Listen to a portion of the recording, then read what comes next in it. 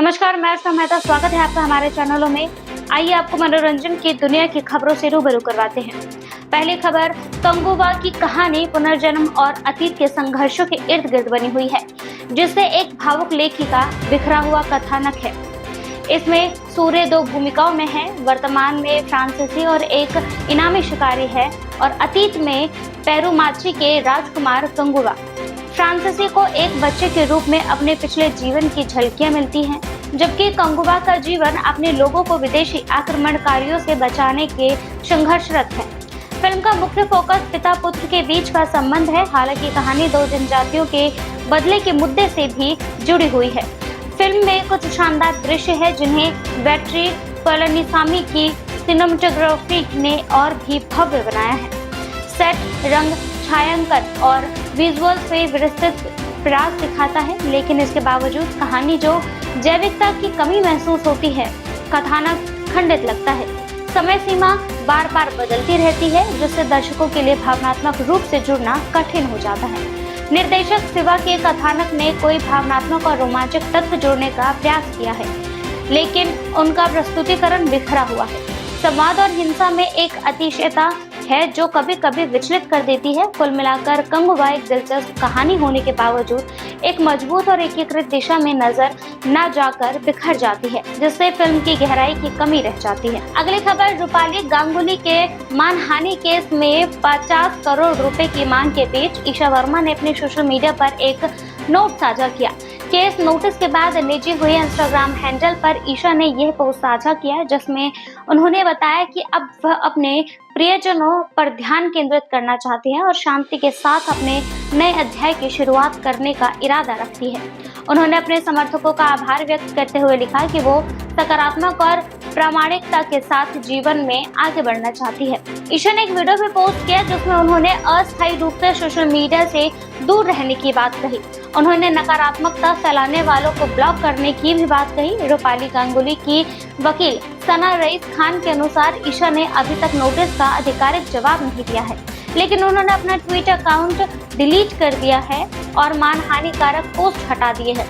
वकील ने इसे जिम्मेदार संचार की ओर एक महत्वपूर्ण कदम बताया, जिससे सार्वजनिक क्षेत्र में लापरवाह और हानिकारक बयानों के प्रति जवाबदेही सुनिश्चित होती है।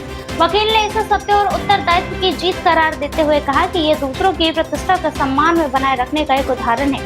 इस मामले से सार्वजनिक बयानों के प्रति जवाबदेही और जिम्मेदार व्यवहार की महत्वपूर्ण मिसाल स्थापित होती है, जो दूसरों की गरिमा और सम्मान के लिए आवश्यक है। अगली खबर, विक्रांत मैसी की कहानी बॉलीवुड में एक बाहरी व्यक्ति के संघर्ष और सफलता का एक प्रेरणादायक उदाहरण है। टेलीविजन से शुरुआत करने वाले विक्रांत ने अपने अभिनय से सभी को प्रभावित किया, लेकिन उन्होंने ब्रेक लेकर क्वालिटी काम को प्राथमिकता दी। आज वो बॉलीवुड के सबसे बहुमुखी सितारों में से एक हैं, जो मार धाड़ वाले हीरो के बजाय कंटेंट ड्रिवन प्रोजेक्ट्स के लिए जाने जाते हैं। एक इंटरव्यू में विक्रांत ने बताया कि कैसे उनकी पारिवारिक पृष्ठभूमि ने उनके जीवन पर प्रभाव डाला। उन्होंने साझा किया कि उनके कुछ दोस्तों ने उनके घर की स्थिति को लेकर उन्हें जज किया था, जो उनके लिए एक कठिन अनुभव था। हालांकि इसने उनकी सादगी और विनम्रता को और भी मजबूत कर दिया। विक्रांत ने यह भी खुलासा किया कि टीवी से उन्हें अच्छा पैसा मिल रहा है। 24 साल की उम्र में वो हर महीने 35 लाख रुपए कमा रहे थे और अपना घर खरीद चुके थे। विक्रांत ने यह भी खुलासा किया कि टीवी से उन्हें अच्छा पैसा मिल रहा था। 24 साल की उम्र में वो हर महीने 35 लाख रुपए कमा रहे थे और अपना घर खरीद चुके थे, लेकिन अच्छा काम पाने की चाह में उन्होंने इस कमाई को छोड़ दिया, जिससे उनकी आर्थिक स्थिति अस्थिर हो गई। इस दौरान उनकी पत्नी शीतल ने उनकी आर्थिक मदद की, जिससे विक्रांत का अभिनय का सपना जारी रह सका। धर्म और विविधता को लेकर विक्रांत का नजरिया भी खास है। उनके परिवार में सभी धर्मों को अपनाया गया है। माँ सिख, पिता ईसाई, भाई मुस्लिम और पत्नी हिंदू। इस बहुसांस्कृतिक माहौल ने उन्हें जीवन में हर त्योहार को खास बना दिया है। विक्रांत मैसी फिलहाल अपनी नई फिल्म द साबरमती रिपोर्ट को रिलीज होने का इंतजार कर रहे हैं। अगली खबर, Navjot Singh Sidhu the great Indian couple show के दूसरे सीजन में जोरदार वापसी कर रहे हैं। नेटफ्लिक्स द्वारा जारी प्रोमो में पूर्व क्रिकेटर सिद्धू को सुनील ग्रोवर ने एक न्यूज एंकर के रूप में पेश किया, जहां वो अपने अलग अलग गेटअप में दिखाई देते हैं और सिद्धू की वापसी की घोषणा करते हैं। प्रोमो में सिद्धू के साथ उनकी पत्नी नवजोत कौर सिद्धू के अलावा हरभजन सिंह और उनकी पत्नी गीता बसरा भी शामिल होंगे। जिससे एपिसोड और भी मनोरंजक बन गया है। प्रोमो में कपिल शर्मा सिद्धू को देखकर चौंक जाते हैं और सोचते हैं कि कहीं सुनील एक बार फिर सिद्धू बनने का नाटक तो नहीं कर रहे। इस पर सिद्धू अपने चिर परिचित वन लाइनर का अंदाज में जवाब देते हैं, अब मोटरसाइकिल नहीं कार चाहिए, अब सारी ऑडियंस कह रही है सरदार चाहिए सरदार। सिद्धू की इस टिप्पणी को दर्शक को खूब हंसाया। अर्चना पूरन सिंह भी इस प्रोमो में मौजूद हैं और सिद्धू से मजाक के अंदाज में कहती हैं कि उनका समय पर शो से हट जाना अच्छा था।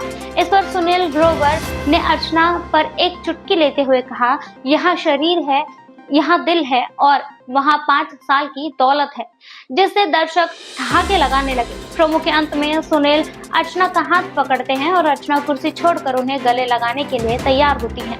The great Indian Kapil show season 2 अब नेटफ्लिक्स पर स्ट्रीमिंग के लिए उपलब्ध है, पर सिद्धू की वापसी से इसमें नया जोश और हंसी का तड़का लगा है। अगली खबर, विक्की कौशल अमर कौशिक की आगामी पौराणिक फिल्म महाअवतार में चिरंजीवी परशुराम की भूमिका निभाएंगे।